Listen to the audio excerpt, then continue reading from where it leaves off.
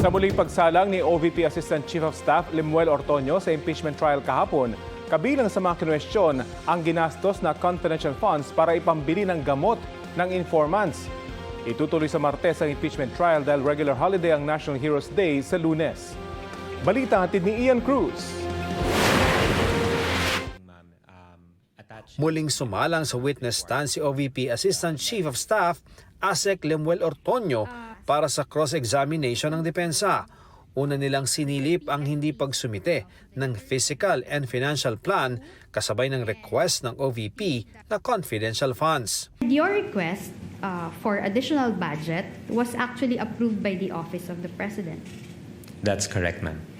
And in the process of approving your request for additional budget, no issue whatsoever was raised by either the DBM or the Office of the President regarding the documents that you submitted. We did not receive any comment regarding the submissions that we've made.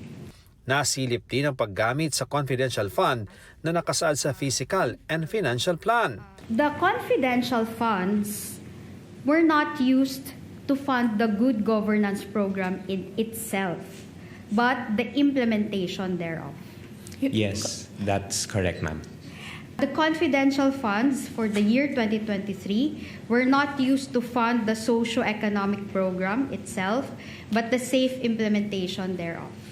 Pinalagan ito ng prosecution na tinawag si Ortoño na incompetent na tumistigo kung saan nagastos o napunta ang confidential funds. He himself explained that he had no participation whatsoever in the disbursement of said confidential funds. So this witness, Your Honor, by his own admission, is incompetent to testify where the confidential funds were spent.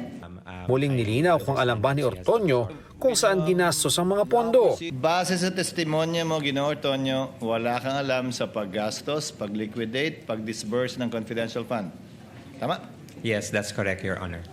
Sabi ni Gina Acosta, wala rin siyang alam. Based on what I have read Na testimonya news, niya? Yes, sir. Base sa pagkakaalam mo, alam ba ng Vice President kung paano ito ginastos? The way I understand it, sir, as the head of agency, I would understand that she knows the implementation, sir. Yes. So si Colonel Lachica, alam din siyempre. Yes, sir, as the security officer. Inusisa naman ni Senator Judge Raffy Tulfo kung bakit hindi tinanong ni Ortoño kung anong klaseng gamot ang binili gamit ang confidential funds ng OVP. Did you ask kung anong medisina binili para sa medisina bibili nung informant, yung pera?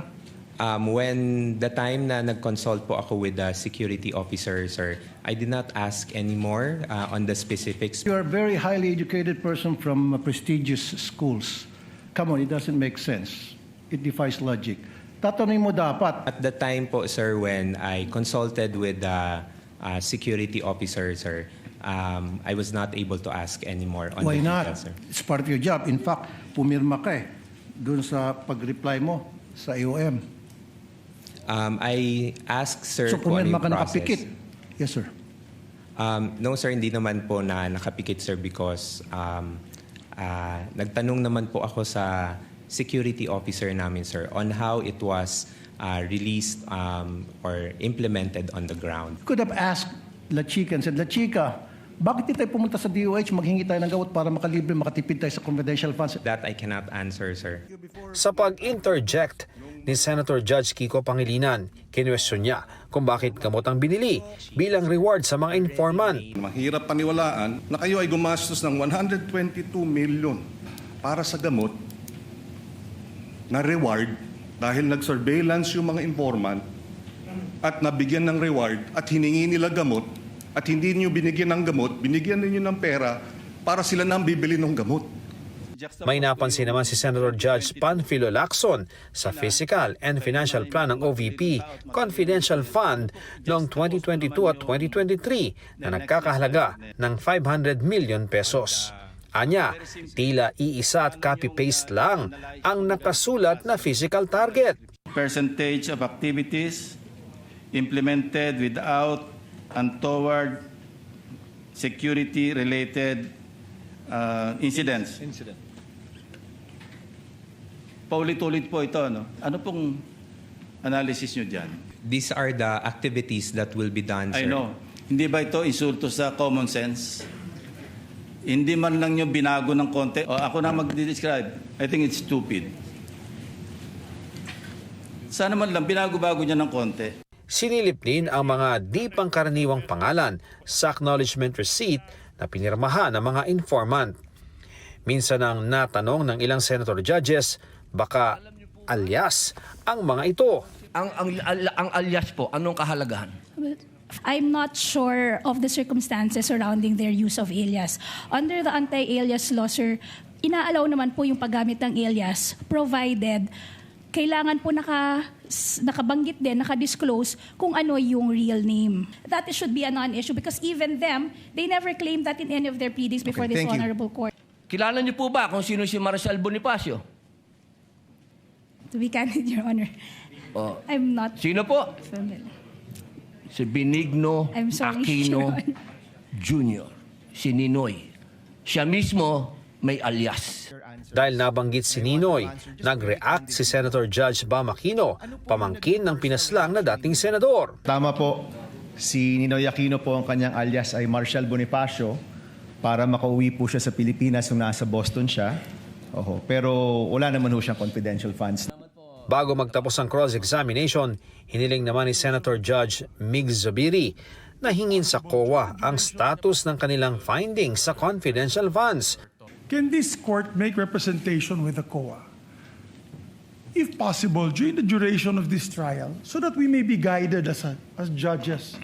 Can they make their finding already with finality? The Commission on Audit is an independent constitutional commission, and I doubt if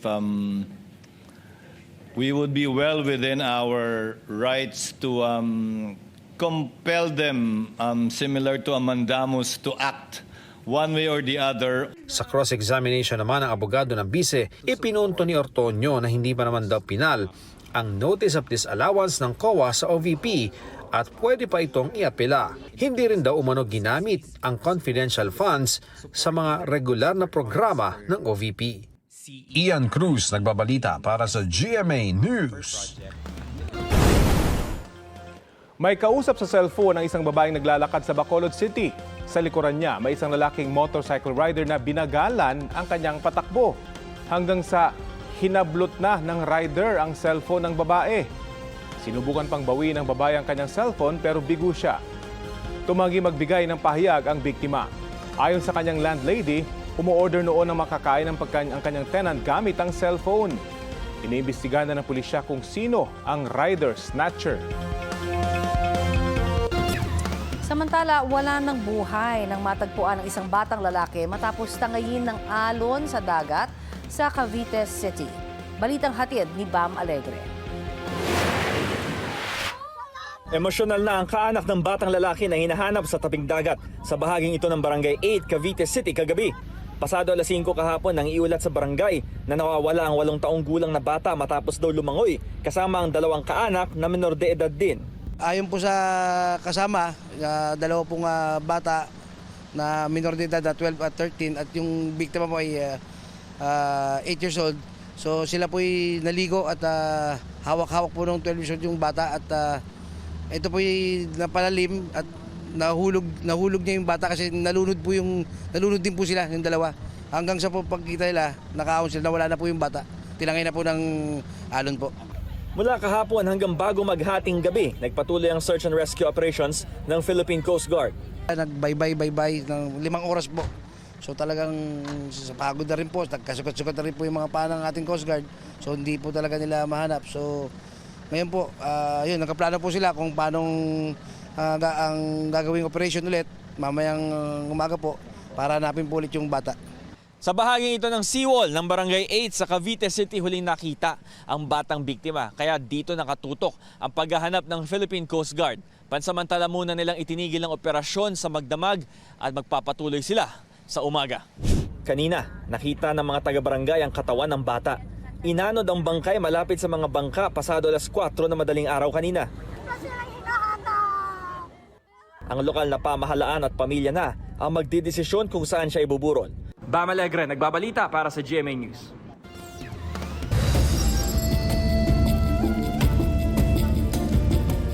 Pasintabi po, natuhog ng bakal na gate ang kaliwang braso ng isang batang lalaki sa Tagaloan, Misamis Oriental. Sa investigasyon ng pulisya, nakikipaglaro noon ng taguan ng bata sa may kapilya sa Barangay Santa Cruz. Sinaway na raw siya ng ilang residente na huwag akyatin ang gate ng kapilya pero hindi raw nakinig ang bata hanggang sa maaksidente.